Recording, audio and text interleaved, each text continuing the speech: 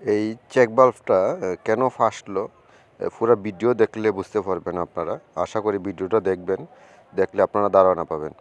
এই যে দেখতেছেন আমরা GI5 ছিল আপনার এলাকায় কলের ভিতরে।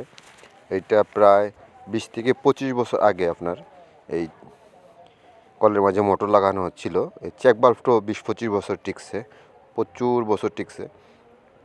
এখন আমরা চেক বাল্বটা নষ্ট হওয়ার কারণে আমরা পাইপটা তুলছি। তোলার পরে দেখা যাইতেছে যে আপনার চেক বাল্বটা আর উঠতেছে না। এই যে এনআইএ আটকে গেছে চেক বাল্বটা, ঠিক আছে। জংকারে এই আপনার লেগে পাইপটা চিকন হয়ে গেছে, ব্লক হয়ে গেছে। তখন আমরা এটা পাইপটা কাইটটা এটা তুললাম। দেখেন আমরা কীভাবে এটারে তুলছি, মানে পুরো ফাইসা গেছে। আল্লাহ বাঁচাইছে, আপনার লেগে এই 6 ইঞ্চি নিচেই আপনার লেগে এটা ভাঙছে পাইপটা, যেই পাইপটা পুরা জংকার ছিদ্র ছিদ্র হয়ে গেছে, এর জন্য পানি উঠতেছে না। এখন আমরা কয়েল পাইপ দিয়ে দিব এটা এখন আমরা কয়েল পাইপ দিয়ে দিব। এই সব কিছু খুলতেছি। পুরো প্রসেসিং যদি দেখেন আপনারা একটা ধারণা পাবেন যে কেন এটা এরকমভাবে নষ্ট হইল।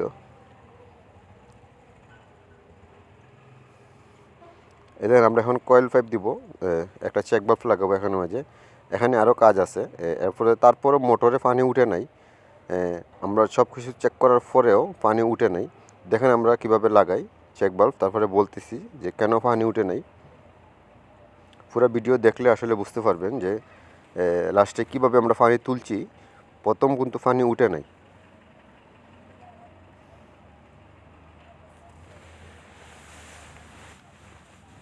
এই যে আমরা চেক বাল্ব লাগাইতেছি এখন।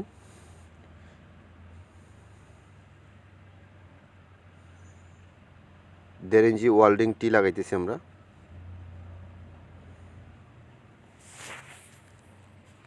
ভালো করে কস্টিপ মারবেন। কস্টিপ মারার কারণ হয়েছে যেটা লিকের জন্য না,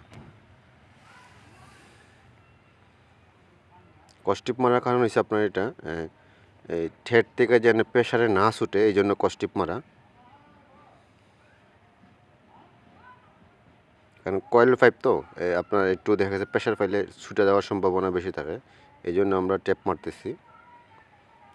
এখানে আমরা জিআই পাইপটা জানি কাটছি। এই জিআই পাইপের বরাবর একটা এখানে আমরা প্লাস্টিক পাইপ লাগাই দিব, থ্রেড পাইপ গরম করে সেম মাপেরই, নাইতে যে আগের যে কলের যে পাইপ আছে জিআই পাইপ, এটা বরাবর আপনার লেগে ইউনিয়ন আমরা লাগাইতে পারবো না, এই জন্য আমরা মাপ নিতেছি।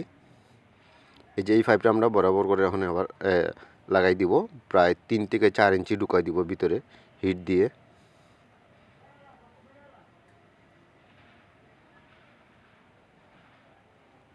যে আমরা ঢুকাই দিছি, এই দেখেন আমরা চেক বাল্বও ঢুকাই লিছি, ঢুকাই দেখেন পানি প্রেশার দিতেছি, কিন্তু সব কিছু ঠিক আছে। তারপরে কিন্তু আপনার মোটরে আমরা পানি তুলতে পারি নাই। পরবর্তীতে এটা সমস্যা ছিল মোটরে।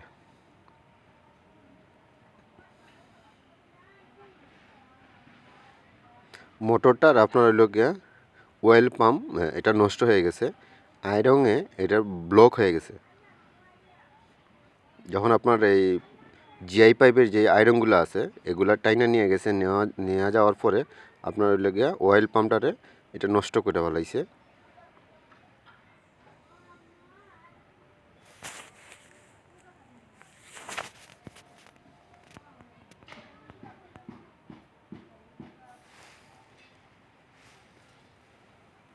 এখন মোটর সারার সাথে দেখবেন যে বুলেটের মতন পানি মারবে, তারপরে আর পানি আর মারবে না, পানি উঠবে না আর।